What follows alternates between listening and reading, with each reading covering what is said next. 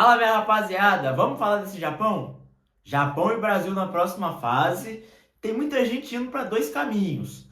Não tem que ter medo do Japão. O Japão é a seleção francesa. Eu acho que são dois caminhos diferentes e a gente tem que entender como vai vir esse Japão. Acho que se a gente olhar para o lado de Brasil é penta, o Brasil é pica, eu acho que é um perigo. Mas a gente olhar também para essa seleção japonesa com medo, acho que a gente tem que ter respeito. Medo, aí eu acho que já é outra coisa que a gente tem que ter. São coisas diferentes. E eu vou tentar falar um pouquinho aqui para vocês da minha opinião sobre esse Japão, dos jogos que eu assisti do Japão e sobre o jogo do Brasil e Japão, né? Se o Brasil tem que mudar alguma coisa, se o Japão vai fazer.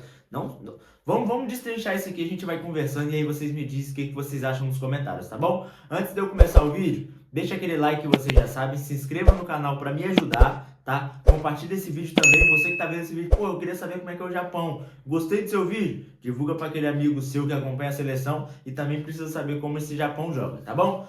Vamos lá, vamos começar por uma coisa muito importante. O Japão ele fez uma baita campanha na fase de grupos, tá? O Japão ele não é um time bobo. O Japão eu acho que tem algumas na Copa do Mundo, acho que tem algumas casinhas, né? Tem algumas seleções que são separadas. Eu acho que as favoritas, eu acho que não tem muito o que inventar. Eu acho que é Espanha, França, Argentina. Aí ali, acho que num patamar um pouquinho abaixo. Aí eu acho que vem Brasil, Inglaterra, outras seleções que estão mais ou menos nesse patamar. Acho que dá para colocar umas outras seleções também. E aí vem um terceiro bloco que aí eu já acho que entra Japão, Marrocos, Noruega. Eu acho que essas seleções que sabe aquela seleção que dificilmente você vai ver ela campeã, mas você sabe que se der bobeira pode chegar? Eu acho que a seleção japonesa é essa seleção. Tem alguns nomes bons, principalmente seu atacante, o Ida. É um atacante muito bom, é um atacante físico. Então a seleção brasileira, a zaga da seleção brasileira vai ter que tomar cuidado. Mas assim, né? Nenhum atacante também absurdamente, aquele craque de bola. É um atacante muito bom.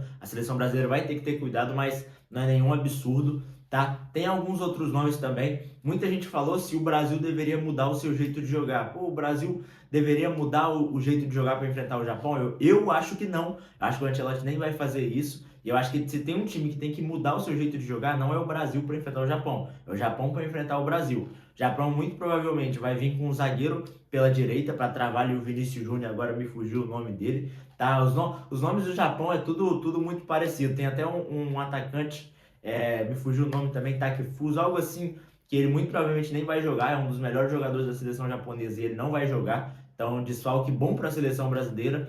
E aí a gente falando sobre estratégias, algo do tipo, o Japão ele é um time que muito provavelmente ele vai vir com esse zagueiro pela direita para tentar segurar ali as subidas do Vinícius Júnior.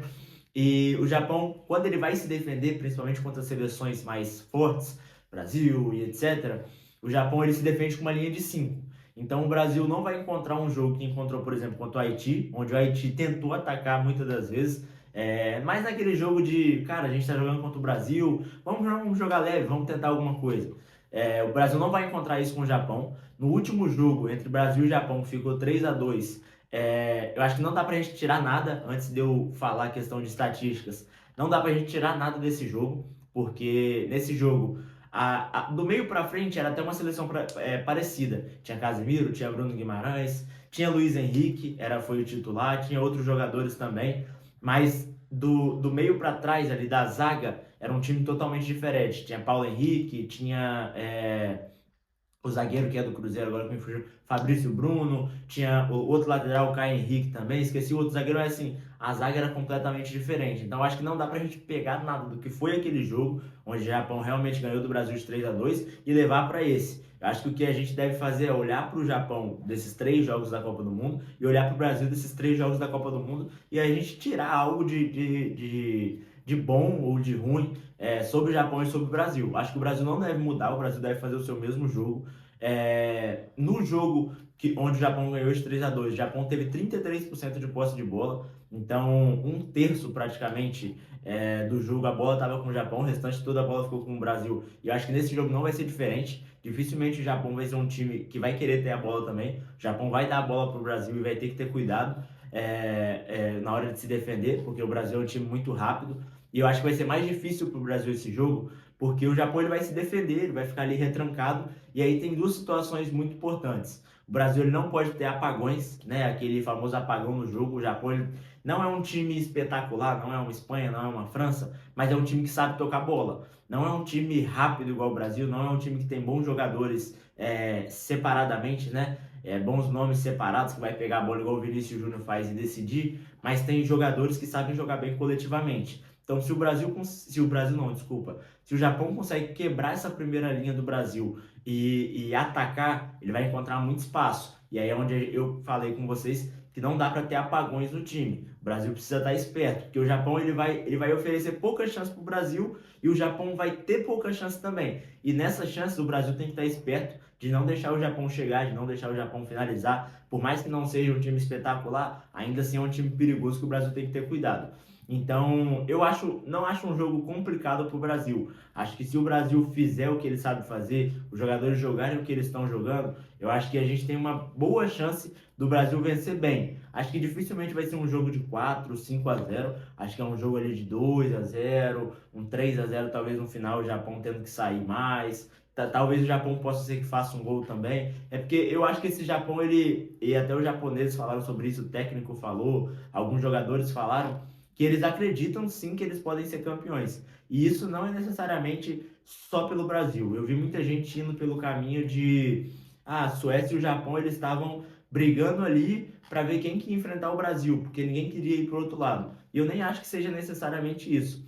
A própria confiança dos japoneses, eu acho que nem tem a ver com ser o Brasil. Eu acho que é a confiança deles mesmos, deles entender que talvez essa seja uma das melhores seleções que eles já montaram e que eles precisam ter a confiança, porque eu acho que ninguém, fora os japoneses, estão confiando que eles passem do Brasil, que eles vão chegar longe, que eles vão ser campeão. Isso foi falado pelos japoneses, que eles podem ser campeões da Copa do Mundo. Acho que não tem ninguém acreditando nisso, fora os próprios japoneses. Então, assim, a gente tem que largar essa confiança para eles e fazer o que a gente faz. Muita gente fala, o Brasil é penta, o Brasil é isso. Acho que isso não tem que ser levado em consideração. O que tem que ser levado em consideração o Brasil tem uma seleção muito melhor, o Brasil tem jogadores muito melhores. Por exemplo, o próprio Ueda, que é um dos melhores da seleção japonesa, ele é o 9 titular do Celtic.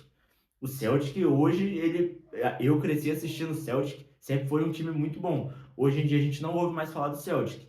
Hoje os nossos, por exemplo, os atacantes reservas, o Endrick é atacante do Real Madrid, o Martinelli é atacante do Arsenal. Então, assim, a gente está falando de um time que tem uma disparidade técnica muito grande. Porém, se o Brasil der apagões, como ele já deu contra o Marrocos, como ele deu contra o Egito, essa seleção japonesa pode se machucar o Brasil. É absurdamente perigoso? É um jogo muito difícil? Não acho que vai ser. Acho que o Brasil passa tranquilo, acho que o Brasil não vai ter muitas dificuldades, mas é uma seleção que pode complicar, tá? Nem vou trazer tanto aqui para vocês a análise desse jogador e esse aqui, estatísticas, porque eu sei que esses vídeos vocês não gostam, vocês gostam mais de vídeo de análise rápida, então eu tô trazendo essa análise para vocês aqui, da minha opinião sobre o jogo, tá? Então, esse é o vídeo de hoje. Esse vai ser o Japão que vai enfrentar o Brasil. O Japão deve vir com mudanças. Não vai ter, muito provavelmente, não vai ter o seu melhor jogador, o Takefuso. E muito provavelmente vai colocar esse zagueiro pela lateral direita para tentar segurar o Vinícius Júnior, tá?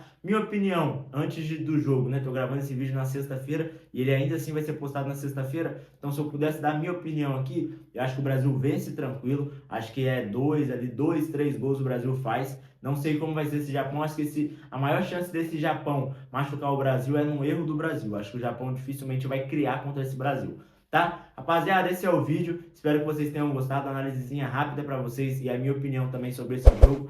Deixa o like, se inscreva no canal que vocês me ajudam muito. Clique no sininho também para você receber quando chegar novos vídeos para vocês, tá bom? Entre no nosso Instagram, lá tá tendo muita coisa legal. Estamos fazendo call com a rapaziada nos jogos de 11 horas, nos jogos de meia-noite, de 1 hora da manhã, pra gente resenhar. Então você que gosta da resenha, cola no Instagram que vai estar aí na descrição para você participar dessa resenha junto com a gente na call ao vivo, falando com a rapaziada e resenhando. Fechou? Vambora, rapaziada!